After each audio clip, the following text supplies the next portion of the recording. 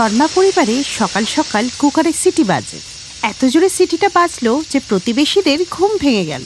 একদিন যখন উর্মিলা দেবী বাজার নিয়ে ফিরছিল তখন তার প্রতিবেশী রমা বলল, উর্মিলাদি, আগে তো তোমার বাড়িতে ৮টার সময় কুকারের সিটি পেতাম, এখন তো ৬টা থেকে পাই। কি ব্যাপার বলো তো? কি হয়েছে একটু খুলে বলো তো। আরে সেরকম কোনো ব্যাপার না, আমার বৌমা চাকরিতে যায় তাই রান্না করে রেখে যায়, তাই শুনতে পাও। ও এই ব্যাপার, যাই বলো না, বৌমাটা তোমার খুব ভালো, সে তুমি যা বললে। পুরবী ২ মাস আগে অনুপমকে বিয়ে করে উর্মিলা দেবীর বাড়িতে বউ হয়ে আসে। পুরবী একজন মডার্ন মেয়ে হওয়ার সাথে সাথে ভালো মনের মেয়েও ছিল।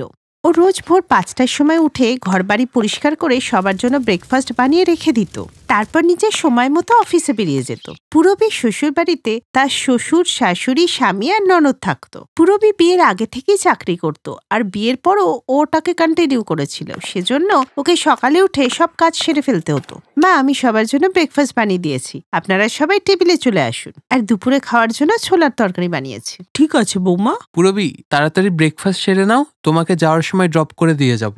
আচ্ছা ঠিক আছে। ব্রেকফাস্ট করে ওরা দুজনে অফিসের উদ্দেশ্যে রওনা হলো। অনুপম আগে ওকে ড্রপ করলো, তারপরও নিজের অফিসে বেরিয়ে গেল। এর কিছুদিন পর উর্মিলা দেবীর বান্ধবী সবিতা মিষ্টি নিয়ে আসে। এই নে উর্মিলা, মিষ্টি মুখ কর। কিসের মিষ্টি মুখ রে? আরে বৌমা আমাকে সুখবর শুনিয়েছে, আমার নাতি হয়েছে, আমি ঠাম্মি হয়ে গেছি রে। বাহ, খুব ভালো খবর শোনালি তো, তোকে অনেক অভিনন্দন ঠাম্মি হওয়ার জন্য। হ্যাঁ হ্যাঁ ঠিক আছে, কিন্তু আমি বলি কি, তোর বৌমাকেও বল নাতিপুতির জন্য, বেঁচে থাকাকালীন নাতিপুতি দেখে যাবি, এর থেকে আর কি বেশি চাই। এই বলে মিষ্টি দিয়ে সবিতা ওখান থেকে চলে যায়। কিন্তু উর্মিলা দেবীর মনে এখন নাতি নাতনির ইচ্ছা জাগে, তাই রাতে ডিনারের সময় টেবিলে বসে, আরে মানসী, সবজিটা টেবিলে ফেলে দিলি? তুই না এখনো বাচ্চাই আছিস। কি দাদা, সবসময় আমাকে বাচ্চা বাচ্চা বলতে থাকিস? বাচ্চা নয় আমি, কলেজ কমপ্লিট হয়ে গেছে, আর কিছুদিনের মধ্যেই চাকরি পাবো। যখন হবে তখন হবে, এখন তো তুই আমাদের জন্য বাচ্চাই। দেখো না মা, দাদা আমাকে নিয়ে মজা করছে। এবার ওকে নিয়ে মজা করা বন্ধ কর অনুপম। আর হ্যাঁ, এ বাড়িতে আমার একটা বাচ্চা চাই, যাতে ও আর ছোট না থাকে। হ্যাঁ, এটা খুব ভালো হবে। তুমি না কি যে বলো মা, সবে তো আমাদের বিয়ে হলো। হ্যাঁ মা, আর এখন আমরা ওয়ার্কিং, তাই এসব নিয়ে ভাবছি না। দেখো বৌমা, সবকিছুর একটা বয়স আছে, তাড়াতাড়ি বাচ্চা হয়ে গেলেই ভালো, আর বাচ্চাও তাড়াতাড়ি বড় হয়ে যায়, তোমরা বুঝতেও পারবে না। তাছাড়া তো আজকাল মেয়েদের অনেক সমস্যা দেখা দিচ্ছে, তাই আমার হিসাবে সমস্যা হওয়ার আগেই সন্তান নিয়ে নাও। তোমরা আমাকে একটা নাতিপুতি দিয়ে দাও, আর তাকে নিয়ে আমারও মন লেগে থাকবে। মা একদম ঠিক বলছে, এই বাড়িতে একটা ছোট্ট অতিথি চলে এলে আমাকে আর কেউ ছোট বলবে না। কিন্তু মা, এখন একটা বাচ্চা এলে আমি চাকরিতে কি করে যাব? আমার কেরিয়ার তো নষ্ট হয়ে যাবে, চাকরি তো ছেড়ে দিতে হবে। আরে বৌমা, কিছু হবে না, আমি তো আছি, সব সামলে নেব। তুমি শুধু আমাকে একটা নাতিপুতি দাও। হ্যাঁ বৌদি, তুমি জানো আমার সব ফ্রেন্ডদের বৌদিদের বেবি আছে, আর ওরা বেবিদের নিয়ে না অনেক ফটো পোস্ট করে। আমিও করতে চাই, আর ওকে তো আমি মানুষ করব। এরপরে খেয়ে যে যার রুমে চলে যায়। তখন পুরবী অনুপমকে বলে, অনুপম, মা কিন্তু ঠিকই বলেছে, আর চাকরি তো সারা জীবনই করতে হবে। এখনই আমাদের বাচ্চা নেওয়ার সঠিক সময়। আর শহরের লোকেদের তো বাচ্চা হতে অনেক প্রবলেম দেখা দেয়। ১ বছর তো হলো বিয়ে হয়েছে, এবার সঠিক সময় এ বিষয়ে ভাবার। হ্যাঁ, মনে হচ্ছে তুমি ঠিকই বলছো। এর কিছুদিন পরেই ও প্রেগনেন্ট হলো। সবাই ওর খুব যত্ন নিত, কিন্তু ও চাকরি করা ছাড়লো না। তাই মাঝে মধ্যে শাশুড়ি ওকে ফোন করে জিজ্ঞেস করতো, হ্যালো বৌমা, তুমি খাবার খেয়ে নিয়েছো? হ্যাঁ মা, এই খেলাম। আর হ্যাঁ বৌমা, তুমি বলেছিলে না তোমার অফিসের সামনে ডাব বিক্রি হয়, তো আসার সময় একটা ডাব খেয়ে আসবে। শুনেছি ডাব খেলে বাচ্চা খুব ফর্সা হয়। ঠিক আছে মা, একটা মিটিংয়ে আছি, পরে কথা বলছি। এইভাবেই সময় কেটে যেতে লাগলো, আর পুরবীর এখন ৭ মাস। এর মধ্যে মানুষও চাকরি পেয়ে গেল। ভগবানকে অনেক ধন্যবাদ, এই হবু সন্তান আমাদের জন্য অনেক লাকি। তা নয় তো কি, আসার আগেই পিসিকে চাকরি পাইয়ে দিল। হ্যাঁ, আর পিসিকে বলো আমার আইসক্রিম অনেক পছন্দ, আমি যখন বড় হব পিসি যেন অনেক আইসক্রিম খাওয়ায়। হ্যাঁ হ্যাঁ, একদম। এইভাবেই দিন কাটতে লাগলো, আর চলে এলো পুরবীর ডেলিভারির ডেট। পুরবী একটা সুন্দর পুত্র সন্তানের জন্ম দেয়। শ্বশুরবাড়িটা বাচ্চার চিৎকারে ভরে উঠেছিল। শ্বশুর, শাশুড়ি, ননদ, স্বামী সবাই খুব খুশি ছিল। ডেলিভারির ১ মাস আগে আর ডেলিভারির পর ১ মাস পর্যন্ত সে ছুটি নিয়েছিল। সবাই বাচ্চাকে নিয়ে খুব খেলত। এর ১ মাস পর বাচ্চাকে শাশুড়ির হাতে দিয়ে পূরবী অফিস যাওয়ার জন্য রেডি হচ্ছিল। বৌমা, ব্যাগ কাঁধে নিয়ে যাচ্ছ কোথায়? ব্যাক টু ওয়ার্ক, কাজে যাচ্ছি মা। চলো, দেরি হচ্ছে তো। বাই সোনা। মা, বাবা, আসছি। এই বলে ওরা দুজনে অফিসে চলে যায়। আর উর্মিলা দেবীকে সারাদিন বাড়িতে থেকে বাচ্চাকে দেখতে হয়। হ্যাঁ হ্যাঁ, আসছি দাদু ভাই। এ নাও দুধ খাও, দুধ খাও। উর্মিলা দেবী গান করতে করতে বাচ্চাকে দুধ খাইয়ে ঘুম পাড়ায়, কিন্তু সে আবার কাঁদতে শুরু করে। এবার কি হলো? মনে হয় হিসু করেছে। আর 4 দিনেই উর্মিলা দেবী হার মেনে নিল। না না, এত ছোট বাচ্চাকে মানুষ করা খুব কঠিন। বৌমাকে বলবো চাকরিটা ছেড়ে দাও। বলছি বৌমা, ভগবান তোমাকে পুত্র সন্তান দিয়েছে, তাহলে আর চাকরির কি দরকার? মায়ের প্রথম কর্তব্য হচ্ছে ছেলেকে লালন পালন করা আর সংস্কার দেওয়া। কিন্তু মা, আমি তো আগেই বলেছি যে বাচ্চা আপনাকে সামলাতে হবে, আমি চাকরি ছাড়বো না। আর মানুষই তুমিই বলেছিলে বাচ্চাকে বড় করবে। না না বৌদি, আমি মাত্র 2 মাস হলো চাকরি পেয়েছি, আমি আমার চাকরি ছাড়বো না। বাচ্চা তোমার, তাই তোমাকেই সামলাতে হবে। এই বলে ননদ তার অফিসে বেরিয়ে যায়। আর কোনো রাস্তা না থাকায় শেষে পূরবীকে চাকরি থেকে রিজাইন করতে হয়। এখন সে বাড়ির কাজও করত আর বাচ্চাকেও সামলাতো। কিন্তু এখনো ননদের ওপর খুব রাগ হতে লাগলো যে সবাই মিলে প্রথমে ওকে ফোর্স করলো, তারপর এখন সবাই হাত তুলে নিল। তাই পূরবী পরের দিন সকালে উঠে মেন গেটে তালা লাগিয়ে দিল। আর যখন ননদ অফিসে যাওয়ার জন্য বেরোতে লাগলো, মা, এই দরজা খুলছে না। কারণ আমি তালা দিয়েছি, আমি ননদকে আর চাকরিতে যেতে দেব না। কিন্তু কেন বৌদি, এটা কি ধরনের ছেলে মানুষই?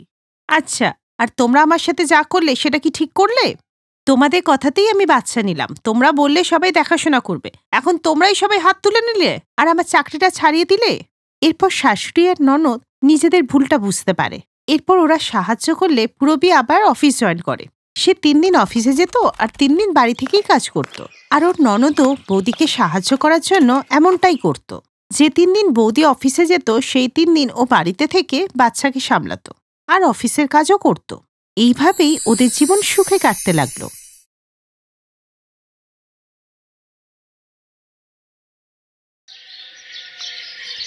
ভালোই হয়েছে, পাড়ার সব মহিলারা বৌমাকে দেখে গেছে।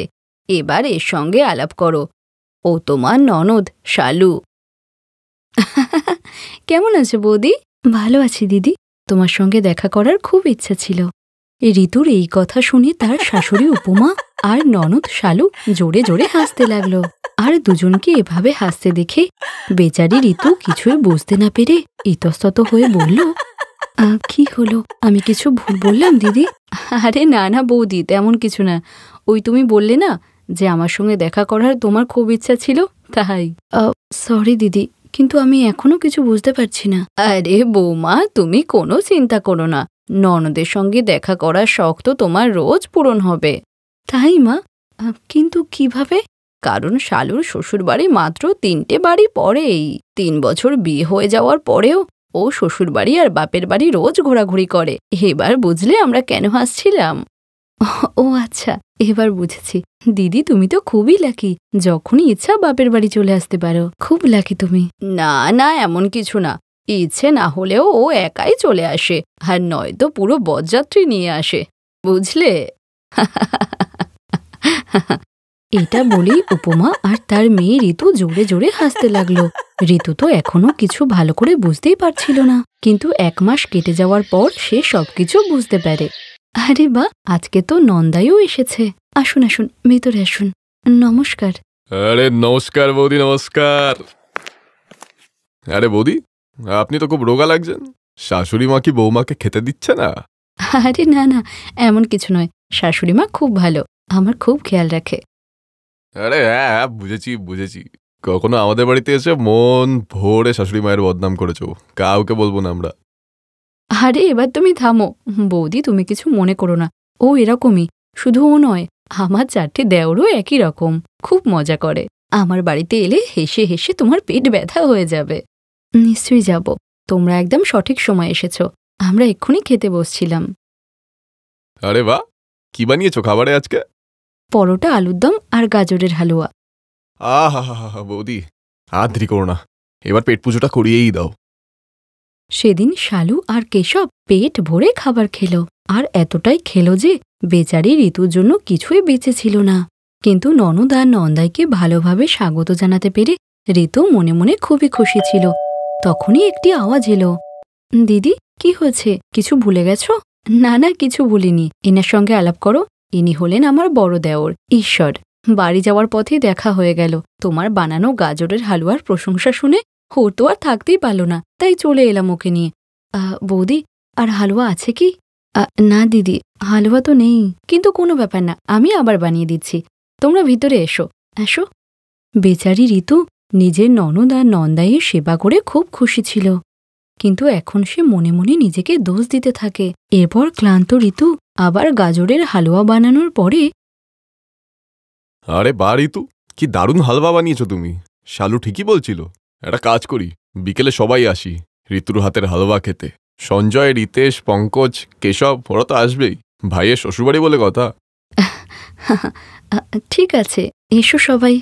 এরপর শালু আর তার বর খুশি হয়ে সেখান থেকে চলে গেলে ঋতু তো তার মাথা চাপড়ায়।